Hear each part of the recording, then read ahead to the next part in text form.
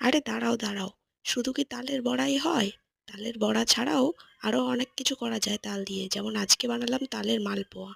এর জন্য সুজির মধ্যে তালের পাল্পগুলো দিয়ে দিয়েছি, অল্প মৌরি, লবণ, মিশ্রি, চিনি, আটা এবং গুঁড়ো দুধটা দিয়ে ভালো করে ব্যাটারটাকে মাখিয়ে নিয়েছি। ব্যাটারটা মাখানোর পরে এটাকে কিছুক্ষণ ঢাকা দিয়ে রেখে দেবো।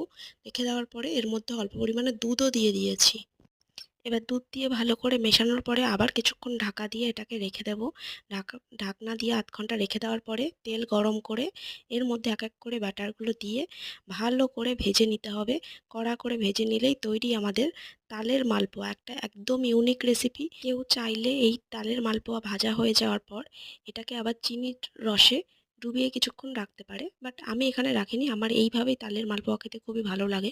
তোমরা অবশ্যই এটা ট্রাই করো এবং কেমন হয়েছে অবশ্যই কমেন্ট করে জানাতে কিন্তু ভুলবে না।